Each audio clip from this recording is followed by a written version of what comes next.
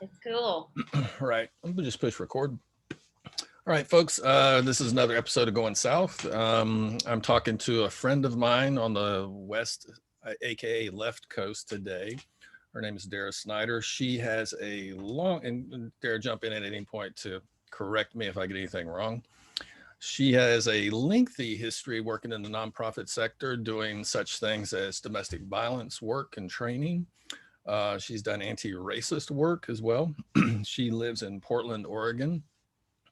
And we met there when I kind of volunteered for the YWCA in terms of some anti-racist stuff. And I don't know, for a course of probably over a year and a little bit more, we would occasionally meet and strategize and just talk about kind of anti-racist work and community organizing, and just kind of became colleagues and friends in that light.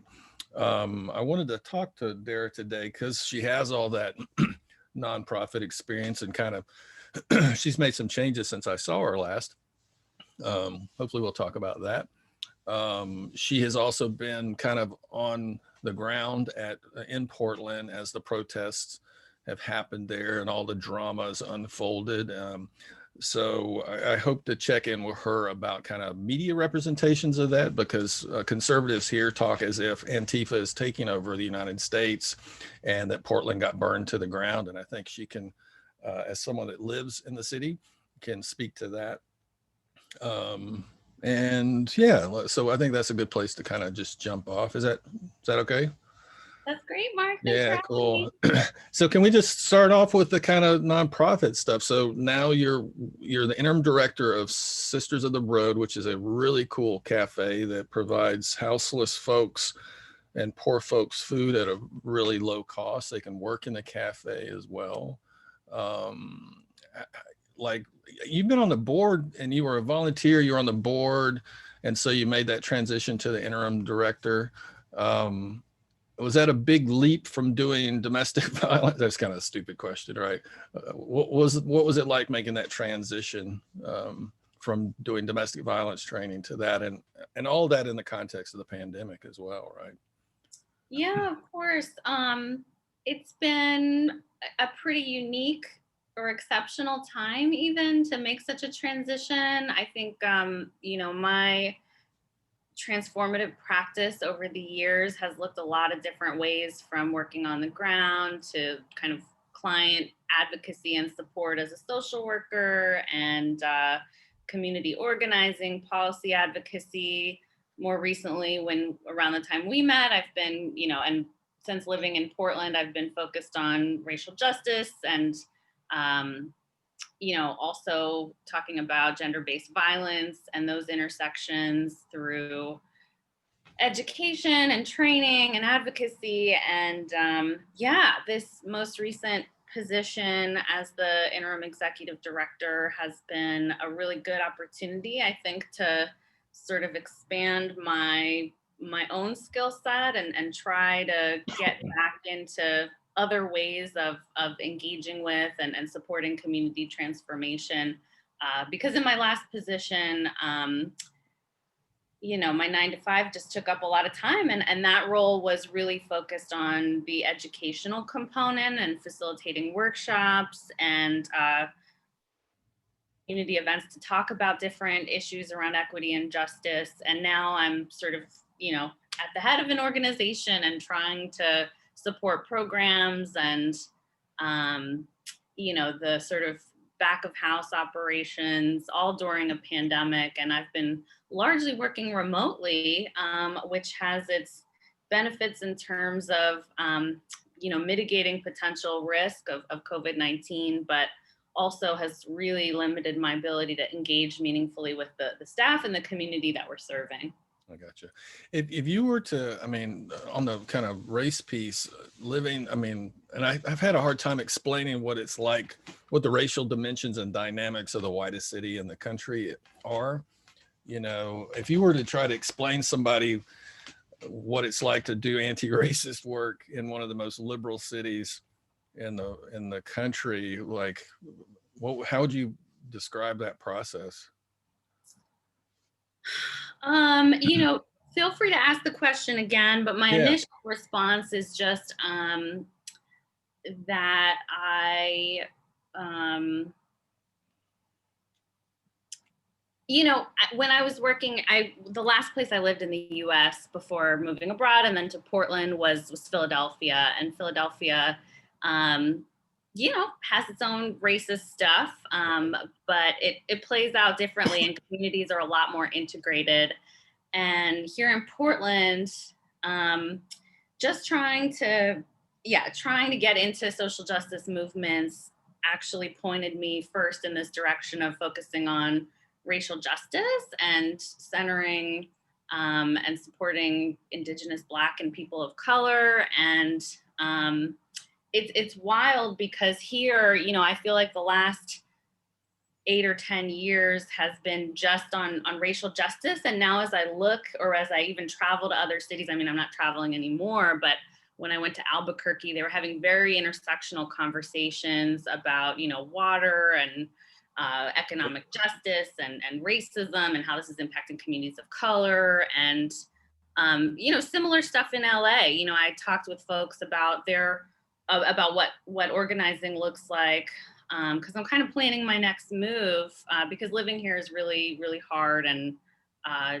painful, traumatic. But anyway, Can you say more about that? well, I will, but let me just finish my other Okay. point. So, Sorry. um, it's just as I think about my time in other cities, I realize how far behind Portland is in its analysis and its ability to be really intersectional, such that I've been relegated to just focusing on racial justice as opposed to let's talk about racial equity within the healthcare system or within domestic violence. I'm just trying to get people to come to the table to recognize that racism is a problem and that anti-Blackness is real, and that we all you need to stop pointing fingers, but at each other, but also look at the ways that we are personally complicit.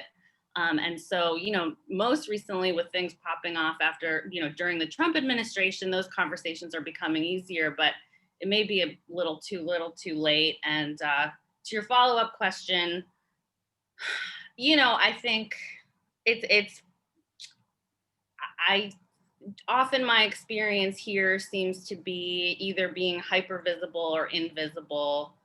And I can pass in many settings as sort of racially ambiguous in any number of things. But here, and I've lived, now in many places around the world, and my experience here in Portland is where I feel most othered and where I do not feel like I belong. And it's just wildly ironic as a person who's indigenous to this land. And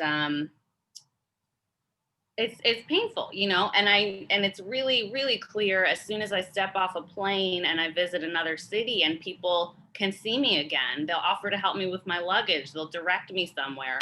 They'll ask me for something, whatever it is, but at least I'm visible, and it's kind of in a way that I feel like I'm being humanized. And here I don't have that experience. Yeah. I've tried to explain it to folks here, who white liberals here fantasize about living in a place like Portland as if it's, and some folks of color do too that I've talked with. So it's hard, specifically because here, the sexism, misogyny, racism, we go down the litany of things. It's just so public. No one here is convinced or even cares to create an identity about being progressive, right?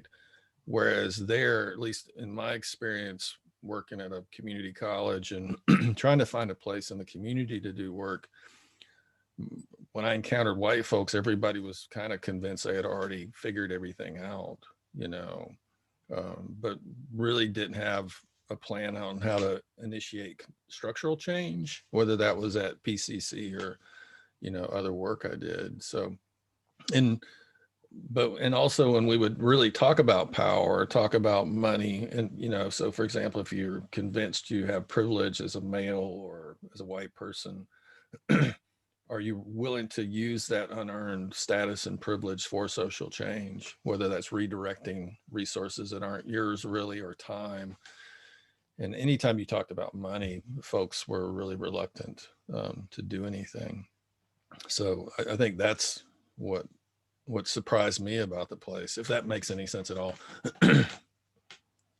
Yeah, it sure does. I think about the protests that, have been happening in Portland, and how white people got real quiet when there were people on the stage talking about reparations and, this kind of real meaningful change. So, they'd be all about Black Lives Matter, but when it comes to like, let's talk about redistribution of wealth and reparations, people Yeah. got real quiet. And I don't mean to laugh. It's just, I should know better after Like, this. remember when BLM kind of took the stage from Bernie up in Seattle, and you don't, yeah, you don't remember. This was the first go round, not the last election, but the one before.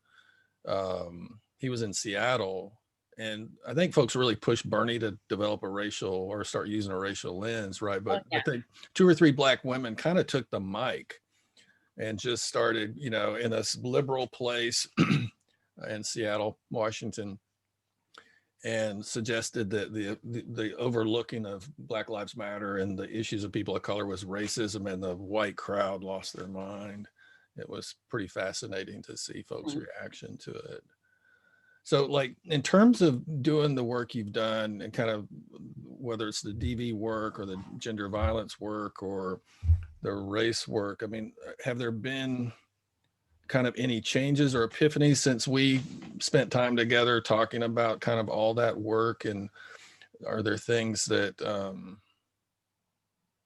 you think inhibited within that context? As I still struggle personally, can you do change work within the structure of a bona fide nonprofit organization?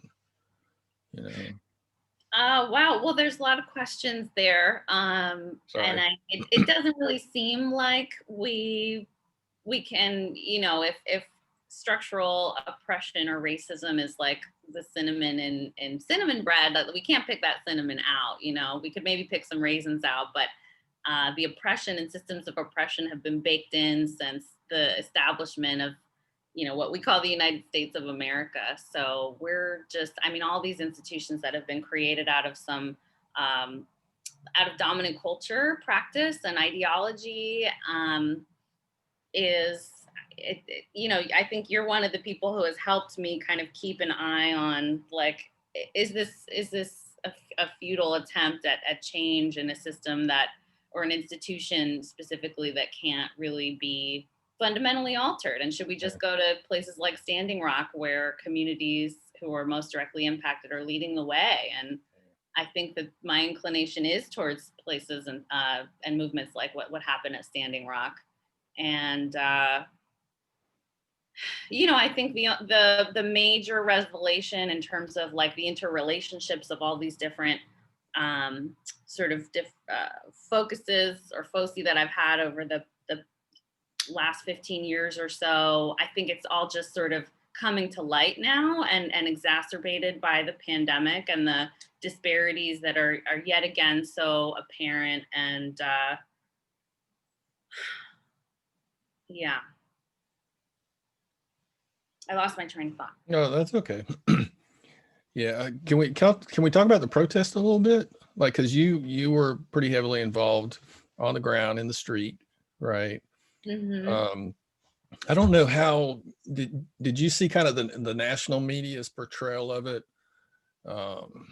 as basically kind of Antifa led, busting windows,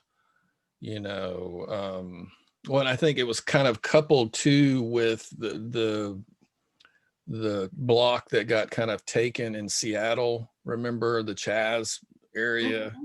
Mm-hmm. Um, I mean, if somebody was there, like, what was your experience?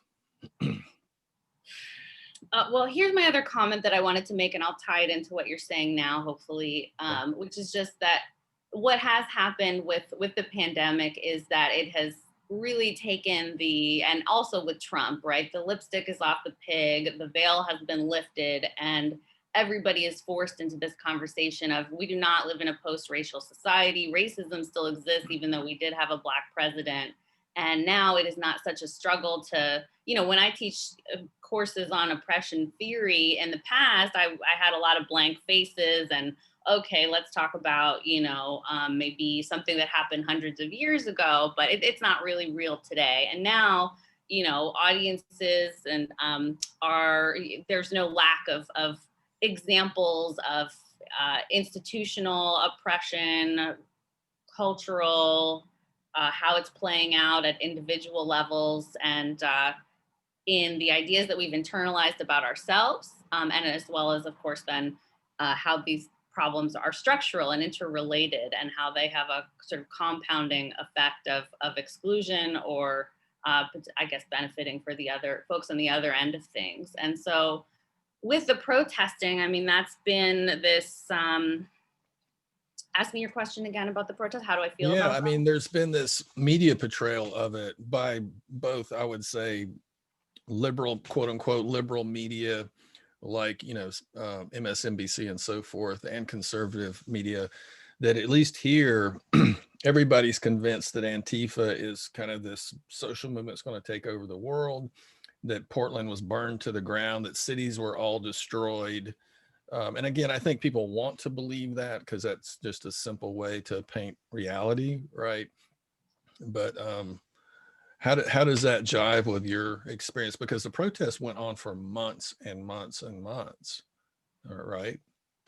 Yeah, it did go on for months, and they're still going on, actually.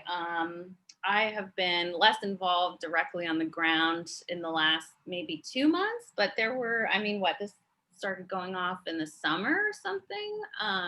So yeah, where to start with all those experiences and the representation in the media? But one of the first things that comes to mind is, yeah, yeah. Well, the media seemed to be hyper focused on, like, somebody threw a glass bottle Right. in at a Wells Fargo and broke the window, and this or that vandalism. But really, which the media does so well, took the focus off of, like, the bigger picture or the underlying issues that are resulting in, what's that quote about the riot being the language of the unheard? Right. And I mean, these are folks who have just had it, and these forms of professionalized activism are inadequate, and they're not resulting in meaningful change. And even if through legislation progress is made, it's undone pretty, as quickly as possible. And we know how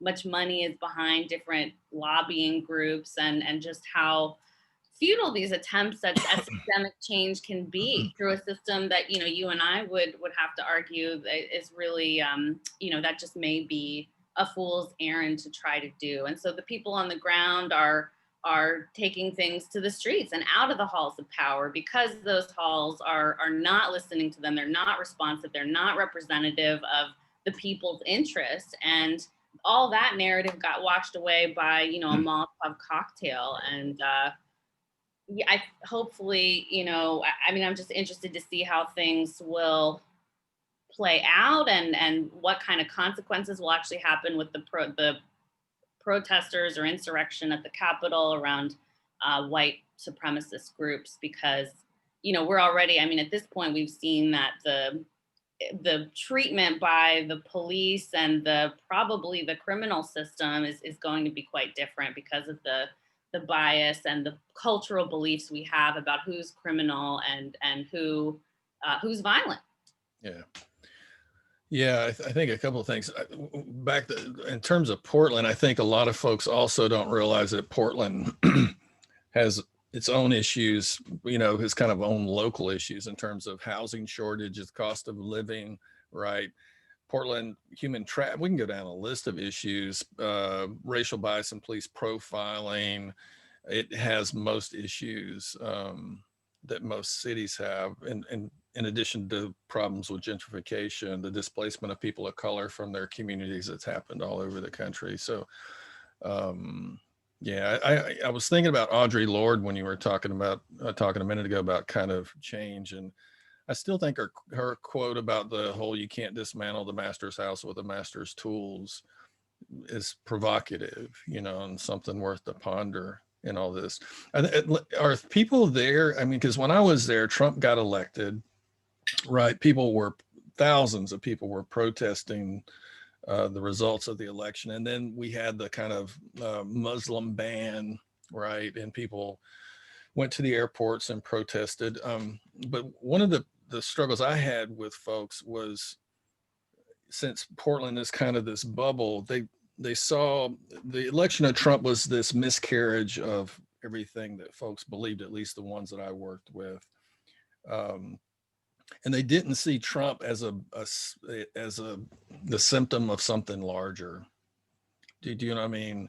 Have you run into that? Does that make sense? Because all the work was, let's just get Trump out, as if that's going to solve the problem, get rid of millions of people who love him, and not only that, his base has grown since the last 4 years.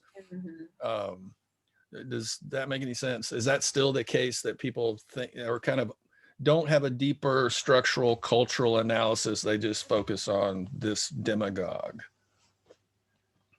I think so. I don't think that's unique to Portland, and I'm not sure how, it specifically might be different in Portland, but that's definitely the case here. And I think it's a function of, like, our societal institutions and the conversations that they're willing to have. I mean, we already talked about the media's sort of very limited or biased representation or reporting of things that are happening. And yeah, shoot, I lost my train of thought No, again. no, it's okay. We're whether or not people are realizing that these are deeper cultural and institutional issues, and that Trump, you said it best earlier. The way I talked about it when he got elected was, Trump is America's id. It's been unleashed. Or you could talk about Trump. I almost wrote a thank you letter, a public open thank you letter to Donald Trump when he got elected, because to me, what he did is he did pull back the curtain.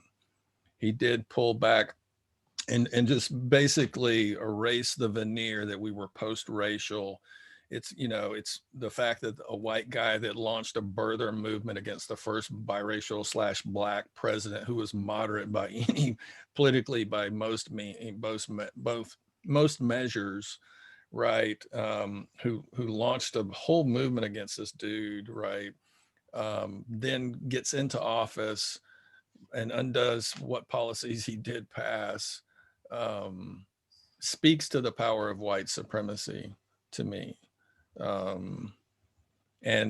And also that the phrase "Make America Great Again," what does that actually tell us? What are people wanting? What was that moment in time where America was great? And I guess I've struggled with, because liberal here means you're a Democrat, and most Democrats I know are conservative, and so you can't ask any big questions on, for example, will the results of the elections change anything? And if so, how? And how are we going to deal with the radicalization of now 74 million people, maybe, right? Since he feels like, and they feel like, an election was stolen, right? But if he would have won, they would have been emboldened and radicalized too, So, but the DNC seems to think if we can just go back to a neoliberal policy, that kind of got us here in many ways, just to get rid of him, just to get him out of and we don't care if we have to throw Bernie under the bus to do that. We just have to get rid of Trump, then we stand a chance. And I don't know, I guess I'm asking, is that the vibe among kind of folks that you move in, the circles you move in Portland? Do they realize that, no, this is the DNA of America, that it is a white supremacist, kind of misogynistic, militaristic patriarchy? No, I don't think people are getting that he's just the symptom and not the cause. And I appreciate your thinking about the open letter to Trump. I was just sort of secretly I certainly didn't want him to win this most recent election, but I felt like if he did win, that people couldn't go back to sleep again, or at least that they would be less likely to do so, because what we've seen more recently is like things like this women's march, and it feels like I think white women showing up for a day and then going to brunch afterward and calling their activism good because they showed up for a protest and they liked the Black Lives Matter post on the internet, and maybe even they shared it, and we're good to go, right? Because they've got families to feed and they're stressed out about this and that. And the analysis has not needed to go any deeper because of the relative comforts that some people have, or the more dominant cultural identity someone has, and that's a real problem. And so I felt like I was sick to my stomach at the thought of 4 more years of Trump in presidential power, but also the last 4 years have opened up conversations and people's willingness to talk about our capitalism as something that should be interrogated, and just the way that these systems really are harmful and toxic, because right now that, as you said, that the veneer, there's no veneer of that's particularly pleasant, and we're all left to sit with it. And so I fear things, who knows after what happens with the Capitol around the time of the inauguration. But if things go back to whatever used to be normal, I mean, that would be disappointing, because I'm at least in the camp of I would prefer to move through these cycles of change or collapse and regeneration faster rather than slower. But it's kind of a complicated question. Yeah, no doubt. So you, like, what was your response to, well, let's just deal with Trump a little bit more, because the other thing that I found fascinating in Portland was the white reaction to Trump in my classes, right? My white students were in shock and awe. Some were literally suicidal. And my students of color were like, welcome to America. I just told folks, welcome to the South. This is the rest of a lot of the rest of the country outside of the bubble that is Portland. Hell, I would say rural Oregon, but that's a hard conversation to have. And now the fact that the DNC's best candidate was Joe Biden is not encouraging at all. So I say all that to just ask, and I asked you about this earlier, but so you weren't surprised about what went down in DC last week? Well, I kind of didn't really see them sort of storming the Capitol in the first place. I just didn't envision that necessarily happening. I knew they were going to be congregating and likely armed and pretty well trained in many cases. But I didn't really kind of think through how that would manifest or culminate. And I'm not sure, that was it, or just the beginning. And as you said, a test run. I have a feeling, apparently we're going to have at least 4 days of protests by the same groups as we approach the inauguration date. And tell me your question again, Mark. Sorry. Well, no, I think a lot of people are still kind of traumatized by the reality of the images they saw. Mm-hmm. Kind of like they were traumatized by Trump getting elected. Let me put it a different way. I keep encountering American exceptionalism, right, among liberals and conservatives, meaning I don't think a lot of folks, whether they're liberal or conservative, think we can unravel as a nation like other nations have, that we're somehow different. That, well, and you heard it in the discourse of Nancy Pelosi and many of the politicians who want to keep saying this isn't who we are. Well, there's another possibility. Maybe this is who we are. And we're at another crossroads where people are going to have to decide who we're going to be. So I guess I'm asking about that were you surprised? Were the folks around you surprised? And by the fact that hundreds of folks, hundreds of white guys predominantly laid siege on the Capitol. Now conservatives here argue that it was actually Antifa dressed as Trump supporters. I'm not making this up. I know you're not. Yeah. The mayor of my town, who has his own conservative talk radio show, is basically saying we need to pardon Trump for the first impeachment. And he literally says, we need to put blinders on and just move forward, even though I don't think there's a strong case for enticing a riot, given the language. Yeah, you really have to have a smoking gun, and his language is so ambiguous. Well, what I think, and again, I don't know why the Democrats aren't pushing this. I think the fact that Donald Trump, according to all reports, knew the siege was underway. He was supposedly watching it on television, a siege that had both both Republicans and Democrats, basically potential hostages. One that death threats were made against the conservative vice president in from the Republican Party. That Donald Trump knew that the country and those elected officials were in peril, and he didn't do anything.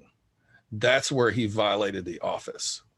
And I think the thing that troubles me is that nobody is coming at this argument, whether it's advocating for the 25th Amendment or impeachment on those grounds. Instead, I don't even think Democrats can put themselves in the position to hear the language the way a conservative might hear it, right? But what is undeniable is that he did not act when lives were at risk, which resulted in the death of one Capitol police officer, dozens injured, and then the 4 deaths of 4 insurrectionists.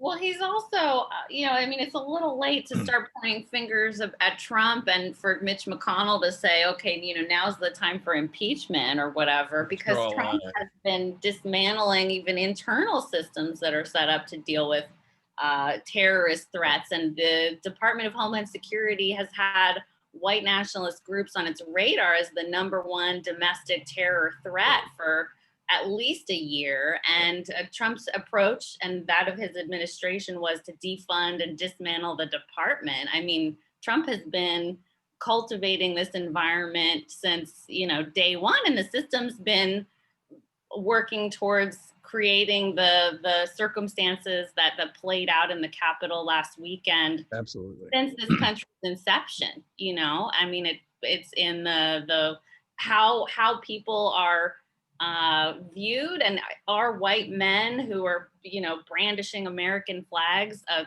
threat?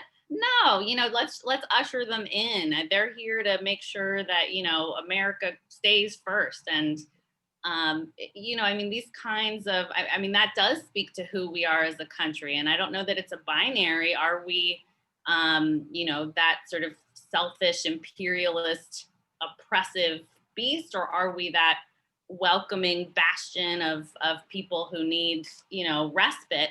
I think that the truth is both of those things. But if it continues to be this or that narrative, and Democrats versus Republicans, and the analysis doesn't stretch deeper or farther and look beyond this very problematic 2-party system, then I don't know how quickly that our analysis as a society will change, because you're not going to get that from Fox News or Rachel Maddow, and you are working against the system to try to have a more critical analysis and understanding of the power structures as they're really operating behind the scenes.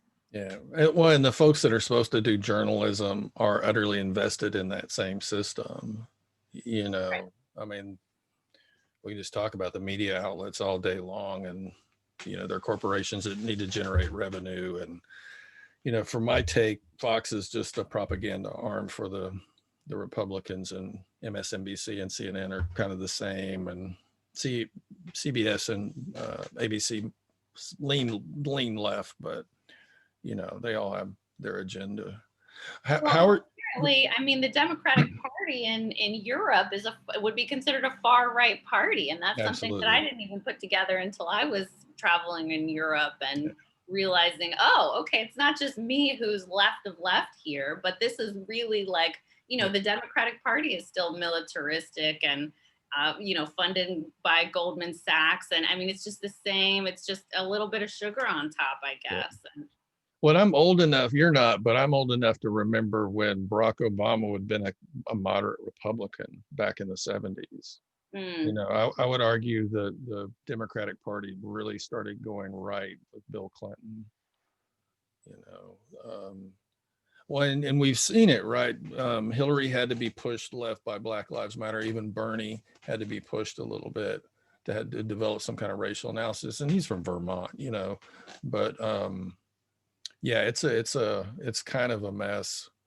And it's really, I mean, as I told you before we started recording, we just had this Senate race here, and most folks of color I know, it was kind of the only option, right? But I don't think they put much faith in the idea that much is going to change, even though Georgia, quote unquote, went blue, Biden carried the state.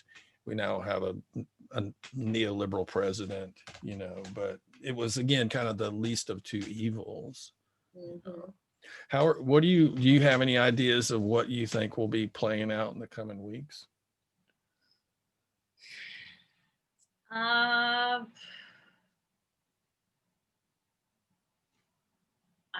I do not know what to expect. I was surprised actually to see that that apparently these the groups who siege the Capitol are planning these 4 days of action at least. I mean, who knows what's on these sort of social media networks, but I don't know what to expect, Mark. It's all coming at us so fast, and yet it also just sort of feels again like this culmination of centuries of different systems of oppression interacting, and now things feel like they're kind of at this explosive point. And again, frankly, I hope that it will open conversations in people's eyes. And some of the I think another benefit of what's happened in the last even just year is more people getting involved in mutual aid efforts and just things that blossom from on the ground, where we recognize our interconnectivity and that systems are not serving us, and how can we just support each other and get around all that like bureaucracy that already exists. But so hopefully that can play in and support our folks' abilities to organize and get through this together, and find ourselves on a path towards a more equitable and just world. But the specifics and how violent it's going to be getting there, I don't know. No. Yeah, the mutual aid efforts are not where I'm at. I've been encouraging people to participate as little as possible in this system forever. That's one of the reasons I try to live at a certain income level. But I don't either. I have a multitude of fears about it. I'm curious at how compromised institutions are that everybody's lost faith in. But the biggest problem is, I think, I would say this about some of our local officials. I think they're being silent about those events in DC because they actually support them, and they're just waiting to see if there is the opportunity to flip and take their country back. And they're all, it's kind of that Buddhist thing about certainty being very dangerous, right? They're all convinced that they've been robbed, that they're doing God's work, the typical things we tell ourselves when we destroy others and crush others. Can I ask you something totally off the subject, but utterly related, I think? How's your spiritual practice? I mean, this is like, if there's any time to have some kind of contemplative spiritual practice, it seems to me that in the midst of a pandemic that's it's coming up on a year old, right? In the midst of rampant unemployment, economic stress in the midst of, social polarization and unraveling. It seems like we all need something to sustain us. So I'm kind of curious of what folks are doing to do self-care and and also kind of keep their humanity intact in the face of everything we're seeing, which is utter dehumanization. Well, I ask these big ass questions, don't I? I'm sorry. no, it's perfect, Mark. I appreciate it. It's refreshingly to the point and like just pithy. So, as you know, I lived in India for a year and did some just intensive immersion into um, spiritual practices. And sorry. Um, yeah, that really set me up. I mean, I was doing hours of meditation. I mean, pretty much all day I was in some form of spiritual practice, be that service to others or studying scriptures or meditation of many different forms, which could look like chanting mantras or, these sort of vibrations with certain resonances or energies to them. And yeah, that's definitely helped me, I think, get through at least the first, 9 or 10 or however many months of this pandemic. I have been pretty isolated. I don't see most of my people anymore. And that's definitely sad. And it seems like it takes a lot more energy to connect with people these days, even just over the phone, because of how draining everything is. And I've struggled to, I certainly don't have a daily, regular meditation practice these days. But I always I try to have like at least like 3 times a week that I get grounded in yogasana or meditation, and I think those are my main practices at this point. And yeah, it helps me not feel like I need to be here or there or with other people in order to like find peace or feel some kind of like uh yeah, just ability to be calm or satisfied. And I don't think that, I mean, when I see folks, eating at bars and restaurants during a pandemic, and I feel like these are folks who maybe don't have that kind of internal connection to nourishment that I feel like I've been cultivating for some time. So that saddens me, but yeah, I'm grateful for what I have, and I try to take time every day to also just like hold space to hear from my ancestors or elders who have uh, passed away, and invite them to guide me and help me in my own practice, because I understand that I'm just trying to carry on this long legacy and do my part of um, this multi-generational movement work. Yeah. You're somebody, I guess, is it fair to say that you've over the years kind of done retreats? Like even if there were kind of personal trips, it seems to me like when you do this stuff, it's so important to, if you can, step out of it for a while and detox from everything that it entails, right? And then recharge and come back with I know that's how it works for me. Like I have to sometimes step back and get back in my skin. I Yeah, mean, I feel one of those coming on, but yeah. with the pandemic, I don't know how soon that can realistically happen. But going to India, I was just at a point where I just felt the weight of the world on my shoulders. I had recently gotten out of graduate school for social work and was just like deep in all this heady, you know, theoretical understandings of things, as well as, of course, opportunities to practice on the ground and see what was going on. But I mean, yeah, all that was just, I mean, my time getting out of all this and specifically traveling and being in other kinds of cultures has been equally, if not more, important for my understanding and praxis as formal study through, um, getting a graduate degree or just, formal instruction. And I think also, when I lived in Guatemala for a year, and that was a great opportunity to just sort of work with indigenous communities who were unionized in as small farmers or textile weavers, and supporting those groups. And it just sort of helped me keep a bigger perspective, or have a bigger perspective on like what it is we're dealing with here in the US, because we've got, domestically just this snarl of issues, but we've got to eventually take this back to Africa and heal those wounds. And it feels like we're a far way off, and I guess I'm getting a little bit far off with this response, but It's all right. It's all right. I mean, you get that it all feels so interconnected. Yeah. Was your, because someone was asking me about this recently when I was, overseas as a missionary.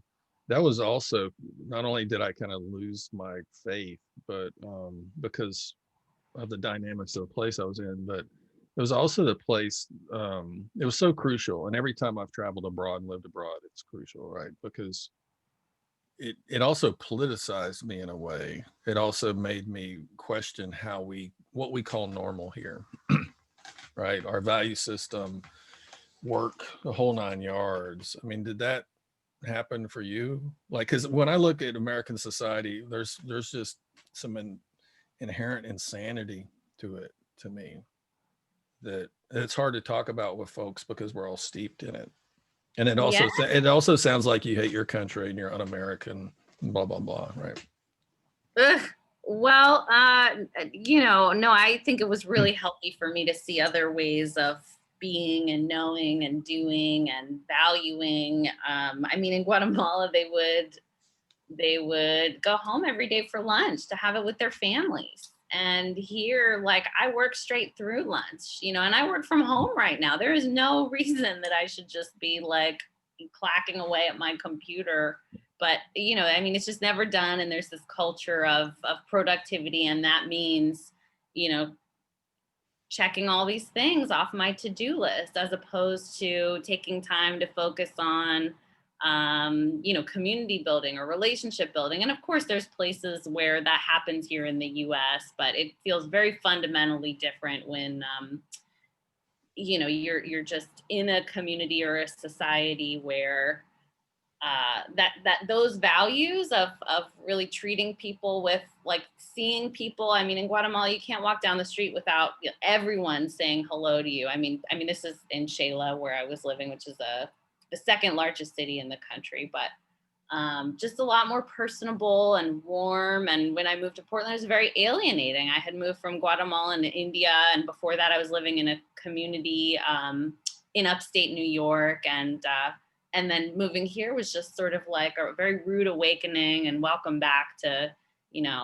white culture in this, in Portlandia, so to speak, but really depending on who you are. I've always had worse culture shock coming back than ever going anywhere. I'm serious. Like, when I came back from Asia, I was depressed. Like, I was just depressed. Like, oh my gosh, this is insane. Well, the hardest thing, the only thing that I struggled with really abroad is I had to get used to the toilet situation in India. That took me a minute, but at this point, like, actually, I would prefer water to toilet paper and squatting to this, like, seated throne position that we've got over here. That's really just not conducive for what physically needs to happen. So I'm fully converted, and feeling still. Are you telling me you have a squatty potty? I wish I did, but I just, don't really care to continue to rack up all the material items in my household. But if I wanted to, I would totally have one. Gotcha. I might get you one for Christmas or something, or a holiday or a birthday. There you go. Because you can buy those little steps, right? They slide in and out. Well, I always kind of have one foot out the door because I actually still haven't decided where I really want to settle, or at least settle next. And Right. so I'm in this phase of, it seems to be a perpetual phase of trying not to accumulate a bunch of stuff so I can be ready to go at a moment's notice. But of course, I'll have boxes of books and stuff to put in storage wherever I go. Yeah. Yeah. Was there anything else we should talk about while I got your ear? Uh, Do you have any questions that are burning or anything on your mind?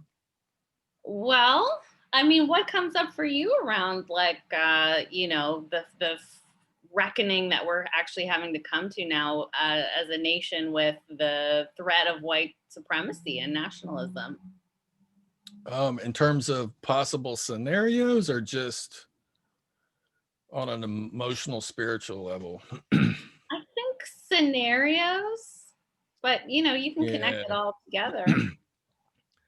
Again, I think the question is, well, as a sociologist, I've been talking about unraveling for a while. It's interesting to watch the right do what the left did a long time ago. And we lost faith in American institutions.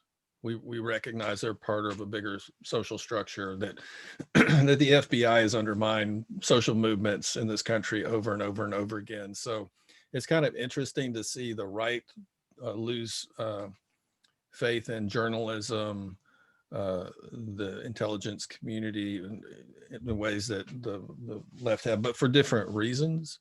So that's kind of strange and odd and interesting in a way. But I just think we saw so much social change in the last 40 years that threatens the dominant group, um, and white folks want to go back to some mythical way they think it was when men were men and women were women, and Christians, there was prayer in school, and you know we were the greatest country on the planet, um, and this is the backlash to those 4 or 5 decades of social change, where for the first time in our country, white folks have to compete a little bit. For the first time, we're not, and I think we also, and the Republicans have known this for a while, especially in Georgia.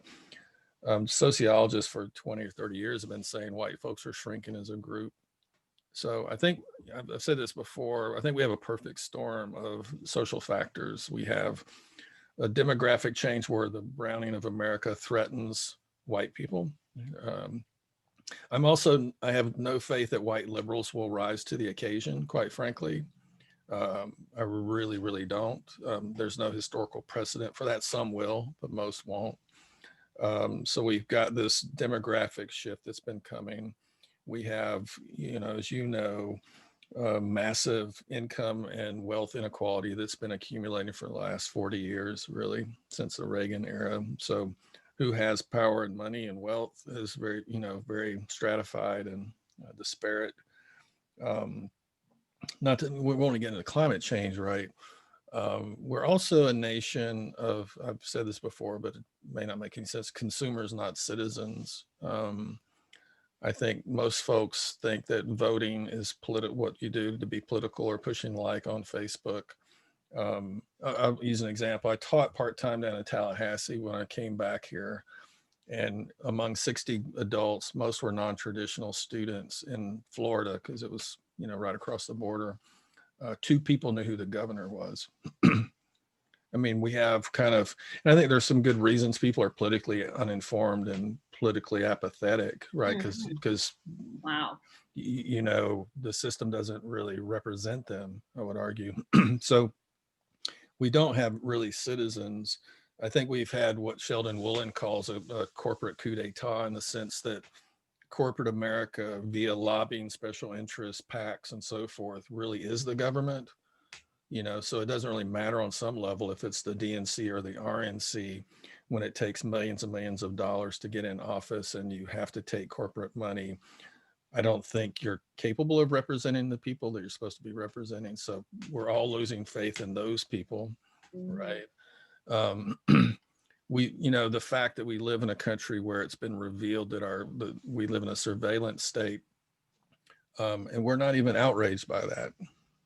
You know, that which could have deep implications for social change efforts down the road if anybody does try to push back. Um, so and that's just four things I can think of off the top of my head. And we're also a militaristic empire, you know, where we have more guns than people. Right now, you can't buy guns in Georgia because there's none to buy. There's no ammo. People I know that I have a friend that's got a bait and tackle shop. She can't even get it from the distributor because there's none to get. So, you know, it's interesting to me. It seems to me that a part of social privilege is, and I'm running into this right now with conservative talk radio people here, that folks want to say and do whatever they want to say and do, but then if that's ever challenged in even the slightest way, like if you ask questions, that is literally emotionally and existentially experienced as an attack. And you see this with Trump, right? He says a bunch of bullshit that's outlandish. He's kind of held accountable occasionally for it, and then he plays the victim, right? You know, that's been his, and I would argue white people, um, a lot of white people do that every day as well. We saw it, especially in DC last week. The level of rage. We're some angry ass people, and I'm not clear on what everybody's so damn angry about. You know, there's so the kind of the psychological dimensions of internalized white supremacy. It's deep, you know. So I don't know how I mean, we saw this with the Capitol Police. We don't, and as you said earlier, Homeland Security, FBI, the Southern Poverty Law Center. I mean, people have been talking about the growing amount of white supremacists in military branches, right? Who some of which went in to get military training. It wasn't that they wanted to defend the country; they wanted to learn the skill set made available to them. We've got a lot of those folks in North Florida, just down the road, neo-Confederate folks. Um, Police. So, like for example, the FBI did the most amateurish. The Department of Justice. I don't know if you saw the press conference, but it was. I didn't think it was real. It almost looked like a Saturday Night Live skit yesterday, and they claim that they're going to go out and they're doing their intelligence and they're doing kind of the reconnaissance on these networks that coordinated this thing. And if that's the case, that's conspiracy, right? So they can be tried with federal crimes. But you have to have local law enforcement pick them up. And do we know, if, you know, again, if you have empathetic and sympathetic members of law enforcement throughout the country, many of which are, even when people are attacking the police after all of that, will they enforce the laws?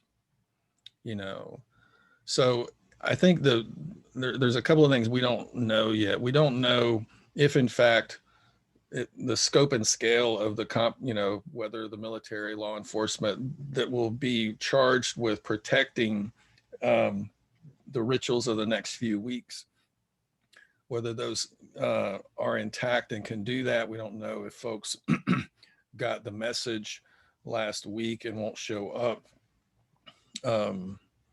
We don't know how much of the 74 million Trump supporters, some people are saying it's 40 or 50%, are ready to overthrow the US government. You know, and you don't have to have large majorities, right? Because a lot of people are on the fence, white people in particular. And again, I just don't see white liberals pushing back at all. And white liberals are also not armed. You know, so not to depress you or anything. I'm like you, I really don't know, but there are a lot of pieces in motion. It's real time. We haven't got our head around it, right? And everything is moving forward rapidly. And no matter what the Democrats do, like I said earlier, it's going to radicalize a base of people who have taken on victimhood, white victimhood. You know, we have somehow been wronged. Our guy. And well, one of the Christian evangelicals I interviewed the other day, I asked him, given his Christian value system, if he voted for Donald Trump, and he says, yeah. And I was like, well, how? Like, please help me understand, if you're a follower of Jesus, like how you did that. And what's interesting, like a lot of us, um, he didn't like Hillary Clinton. And what he told me was he didn't like the fact that she said that she was not interested in baking cookies. It wasn't a policy. It was contempt in her voice when she made that statement. And Mhm. so this person that professes a faith and a belief in what I would consider a political radical named Jesus of Nazareth, right, is able to bracket that whole moral system, um, and vote for someone that's in total contradiction to that moral model, um, because a woman said something he didn't like. So there's a kind of insanity to the whole thing. It's not rational. And again, I'm kind of in the I'm on the buckle of the Bible belt here. So it's terrifying. It's scary. I think anything is possible, especially here. Hmm. So we'll see what happens. Yeah, And I I hope I'm wrong about all this shit.